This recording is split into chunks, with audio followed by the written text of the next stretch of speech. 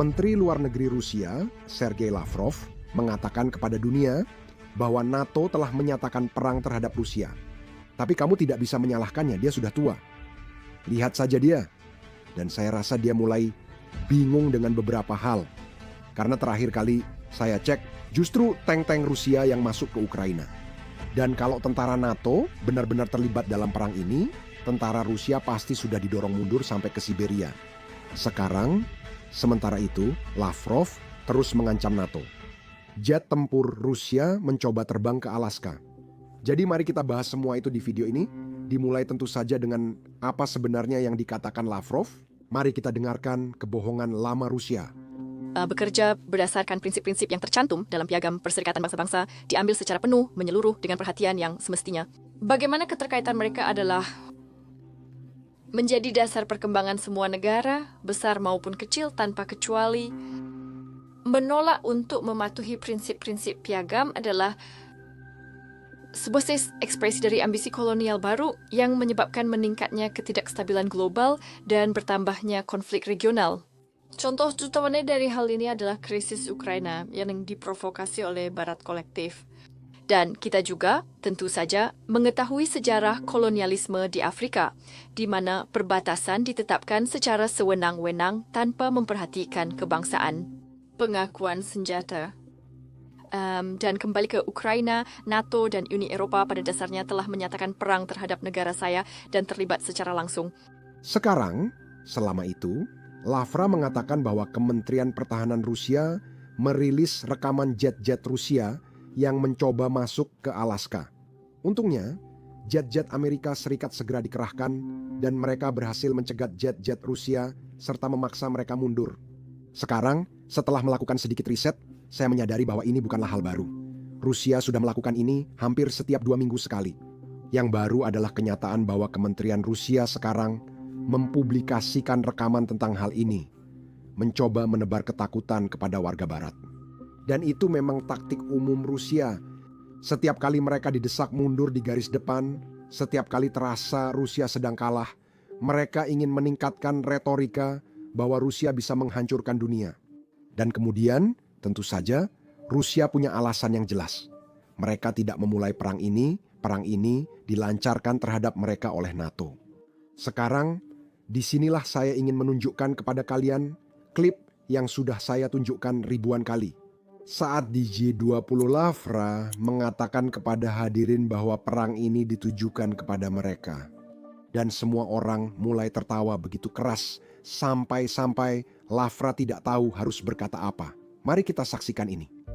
Kau tahu, perang yang sedang kami coba hentikan dan yang dilancarkan terhadap kami dengan menggunakan Ukraina.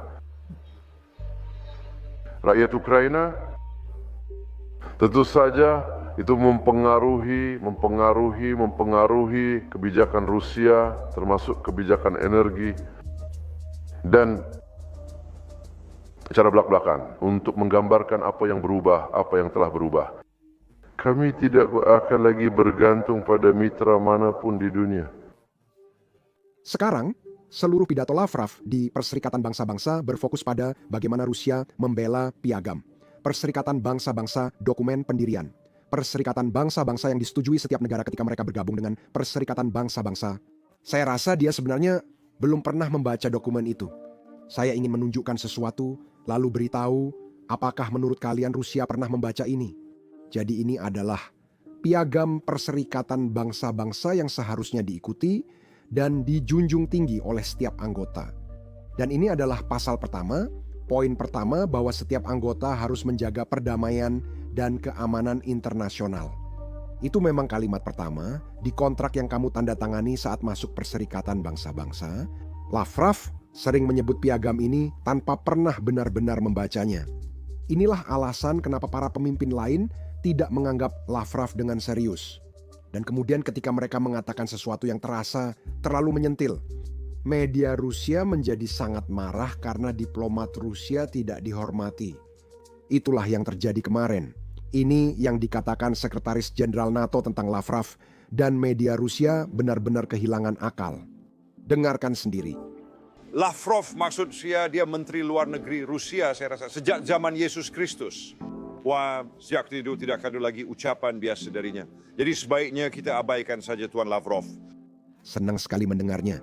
Awalnya saya kira itu kecerdasan buatan, tapi setelah saya cek lagi, ternyata memang benar terjadi. Dan saya senang itu terjadi.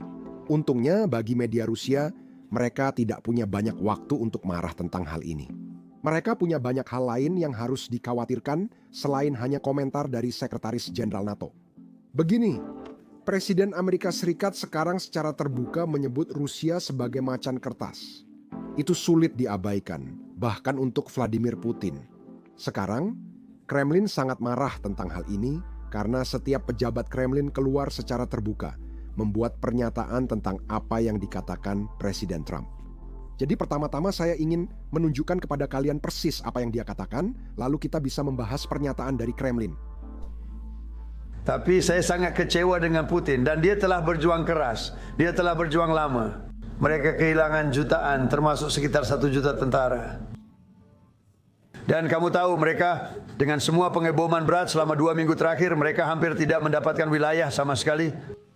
Pikirkan mereka nyaris tak dapat wilayah.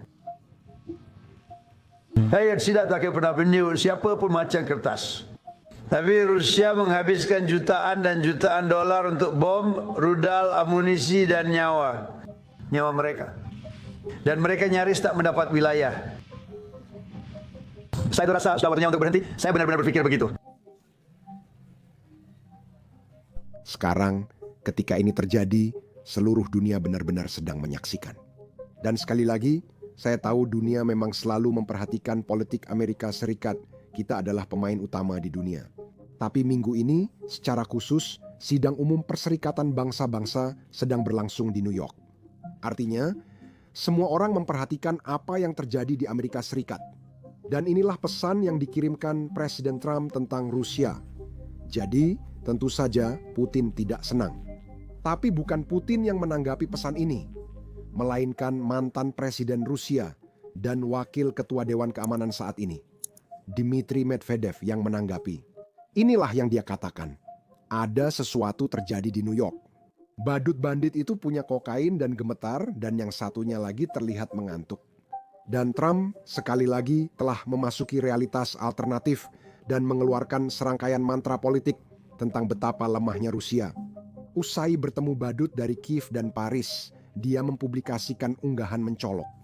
Di sana ada kemenangan akhir Kiev, kembali ke perbatasan sebelumnya, ekonomi militer Rusia yang gagal, antrean bensin, dan macan kertas. Di realitas ini, segalanya berbeda. Kiev menang, Rusia hancur. Ekonomi Ukraina tumbuh dengan percaya diri berkat sumber dayanya. Dalam realitas ini, para pendahulu Trump, Obama, dan Biden telah lama hidup bahagia, tapi Trump tidak seperti itu. Saya tidak ragu dia akan kembali, dia selalu kembali. Mungkin dalam beberapa hari, dia akan menawarkan pianis hijau untuk menyerah atau pergi ke Mars bersama Musk yang telah ia tinggalkan. Atau melakukan hal penting yang bisa membuatnya meraih hadiah Nobel. Kuncinya adalah sering mengubah sudut pandang secara drastis terhadap masalah. Maka semuanya akan baik-baik saja. Inilah inti dari pemerintahan negara yang sukses melalui jejaring sosial. Pada dasarnya, ini adalah Medvedev menulis sebuah esai panjang hanya untuk memberitahu dunia betapa dia tidak peduli dengan apa yang dikatakan Presiden Trump. Karena itulah yang akan dilakukan oleh seseorang yang memang tidak peduli. Menghabiskan berjam-jam minum vodka dan mengetik pesan, membalas pesan yang katanya tidak dia pedulikan, rupanya. Tapi begini, bukan hanya Medvedev yang membalas, Rusia harus mengerahkan semua orang. Jadi kita juga punya pernyataan dari juru bicara Putin, Peskov, yang membuat pernyataan paling bodoh yang pernah saya lihat dibuat oleh seorang pejabat. Menurut Peskov, Rusia bukanlah harimau, tapi beruang dan tidak ada beruang lada. Jadi, secara teknis, Trump salah. Ini debat tingkat sekolah menengah atas. Sebenarnya, ini bahkan bukan tingkat sekolah menengah atas. Ini debat tingkat sekolah dasar yang sedang dimainkan Rusia. Sementara itu, tentara mereka terus didesak mundur dan ekonomi mereka hancur-hancuran. Kita bisa lihat dengan jelas seberapa besar kekuatan super Rusia sebenarnya. Komentar yang dibuat Presiden Trump jelas membuat mereka tersinggung. Dan tanggapannya tidak baik. Yang terbaik, para pemimpin NATO justru makin memperkuat sikap mereka. Semua orang menertawakan cara Rusia merespons dan menunjukkan bahwa jelas ini adalah sesuatu yang terlalu menyentuh bagi mereka. Ini yang dikatakan Sekretaris Jenderal NATO tentang respons Rusia. Tapi Saya rasa Presiden Trump Mengatakannya dengan benar. Cukup katakan, sebutkan macan kertas. Kemarin orang Rusia kembali dan berkata, kami bukan macan kertas tapi beruang. Ketika kamu melihat seekor beruang, kamu tahu kamu melihat seekor beruang kan? Tapi kamu akan menyadarinya ya. Tapi itu berarti bahwa Rusia merasa tidak aman dan bahwa Presiden Trump berhasil menyentuh titik sensitif, mungkin di tingkat tertinggi Kremlin. Kenapa ini terjadi? Karena saya adalah pelajar sejarah seperti sekarang. Putin adalah pelajar sejarah yang mencintai dan bangga pada negaranya. Saya tidak akan berada di posisi yang baik. Di sekarang dia telah kehilangan 1 juta orang sekarang, atau terluka parah dalam perang ini. Sekarang dia kehilangan sebanyak itu dalam 1 bulan. Tapi Soviet kehilangan sebanyak itu di Afghanistan hanya dalam 1 bulan. Jadi inilah yang sedang terjadi saat ini. Dia tidak meraih kemajuan yang diinginkan. Dia memiliki antrean panjang di stasiun pengisian bensin untuk mengisi mobil dengan bensin. Karena orang-orang Ukraina berhasil menyerang kilang minyak di Rusia. Jadi dia tidak dalam posisi yang baik. Dan saya pikir Presiden Trump merasa bahwa dia sedang memberi tekanan pada Putin. Datanglah ke meja perundingan. saya memang perlu membuat video khusus tentang topik ini. Namun, seharusnya pembicaraan bukan tentang Putin yang mengorbankan tentara Rusia demi sedikit wilayah. Faktanya, bulan lalu, tentara Rusia didorong mundur. Mereka didorong mundur sedikit sekali. Namun faktanya, Putin kehilangan ribuan tentara hanya untuk kehilangan wilayah.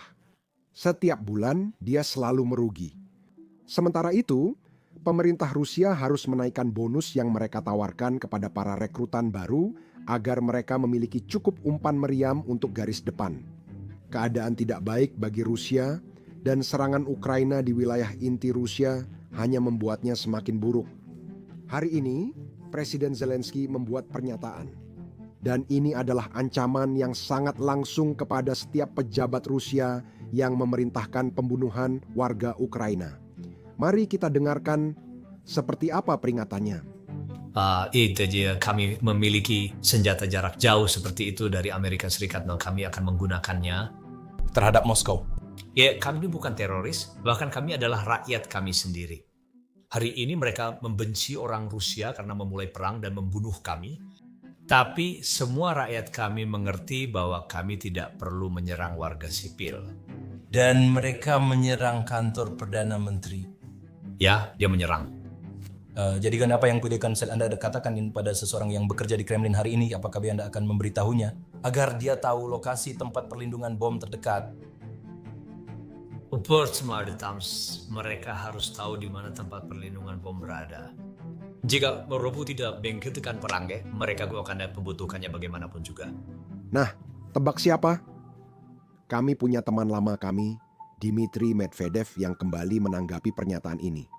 Inilah yang dia katakan.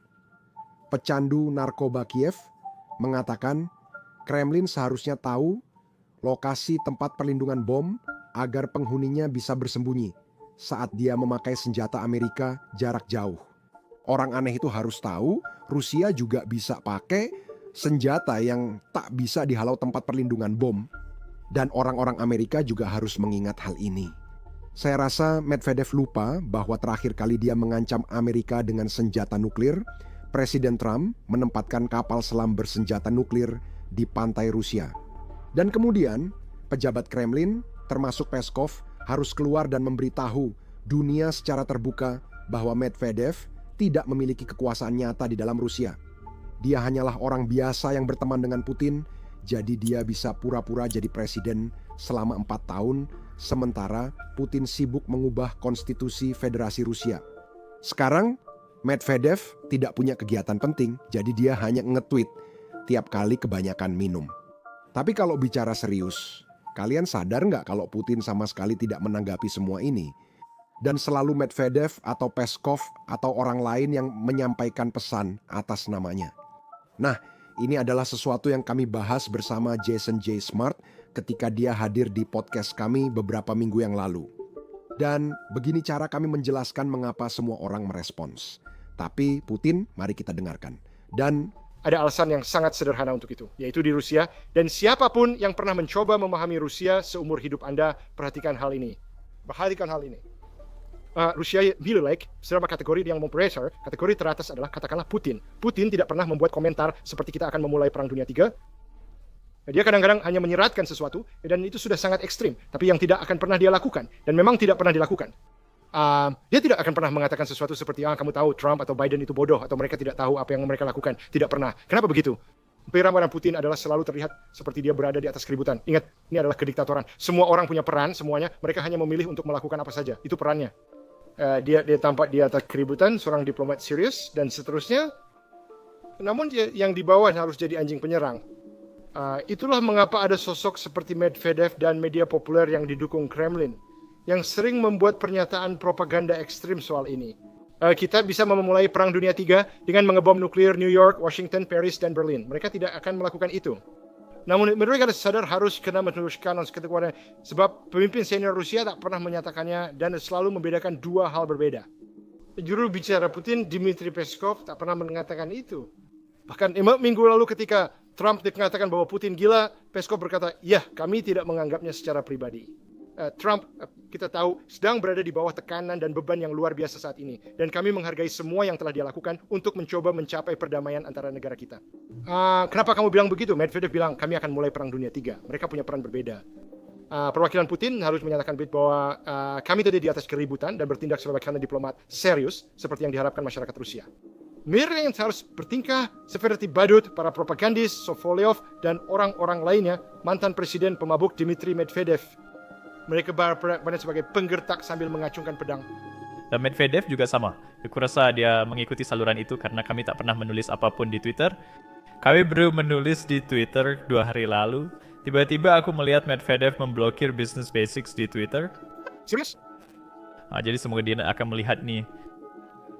Saya ingin mengingatkan semua orang lagi, ini terjadi beberapa minggu yang lalu. Seperti yang diduga, hal yang kita bicarakan kini sedang terjadi. Saat Rusia merasa kalah, mereka langsung mengerahkan anjing-anjing serangan. Mereka membuat televisi Rusia mulai mengancam perang nuklir, dan mereka melakukannya langsung kepada Amerika Serikat. Sekarang, acara terbesar di Rusia mengancam akan mengebom nuklir Amerika Serikat. Dengarkan sendiri. Dia mulai mengultimatum kita.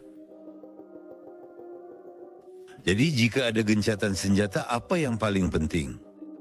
Kemarin kekuatan Trump mulai memberikan ultimatum kepada kita. Jika ada gencatan senjata, hal yang paling penting adalah dengarkan Trump. Akankah Rusia mendapat konsekuensi jika Putin menolak menghentikan perang usai pertemuan Jumat?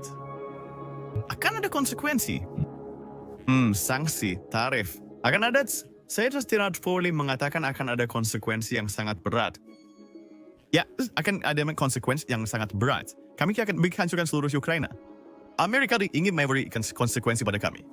Berhak memaksakan kehendak kepada Presiden Federasi Rusia yang... Seperti apa? Jika Trump berpikir dia bisa mendikte Putin, dia salah. Tak seorang pun boleh memaksakan kehendak kepada Presiden Federasi Rusia yang dipilih rakyat Rusia.